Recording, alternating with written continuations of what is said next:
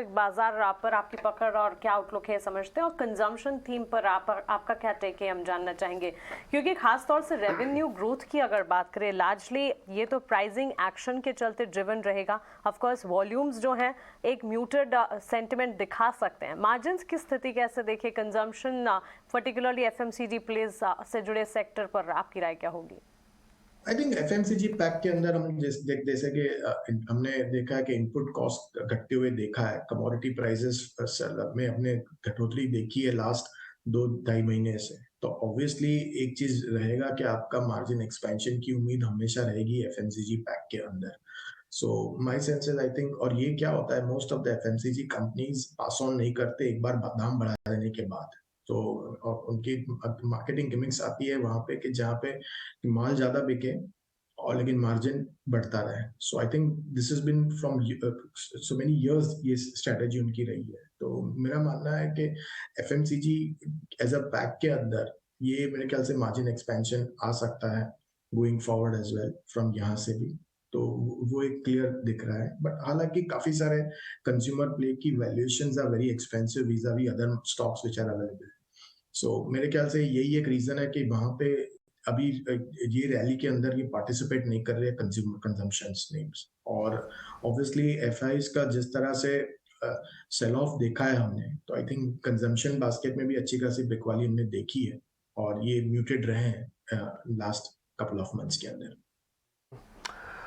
राहुल, पहले तो शुक्रिया आप इटीन और स्वदेश को समय दे रहे हैं। आज से ना करीब 1.5-2 साल पहले डॉलर इंडेक्स को कोई बहुत ज़्यादा देखता नहीं था। एक तो चेंज नहीं होता था, बहुत रेयर चेंज होता था और उसकी ज़्यादा इंपॉर्टेंस नहीं थी, लेकिन आजकल हम रोज़ देखते हैं डॉलर इंडेक्स को।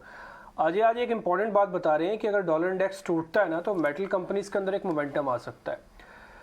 क्या आप भी इसी खेमे में हैं, इसी बास्केट में हैं कि ग्लोबल सेट ऑफ जो दिक्कतें चल रही हैं थोड़ी सेटल डाउन हो जाएंगी और उसका जो इमीडिएट इफेक्ट है जिसको हम कहते हैं ना तत्काल प्रभाव, वो क्या मेटल्स पर आएगा पहले? आईटी थोड़ा सेकंड हो सकता है, उसको थोड़ा समय ना लग जाए कहीं।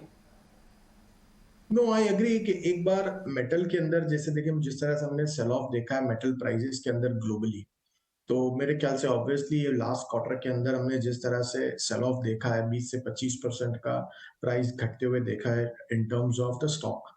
तो जेएसडब्ल्यू स्टील की बात करें, टाटा स्टील की बात करें, सेल की बात करें, वेदांता की बात करें, Hindalco and so on and on.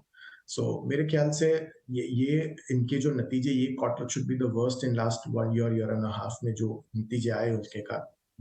तो मेरे ख्याल से स्टील के नतीजे वर्स्ट होने चाहिए ये क्वार्टर के अंदर, वो हमने जेएसडब्ल्यू के नंबर्स के बाद देखा।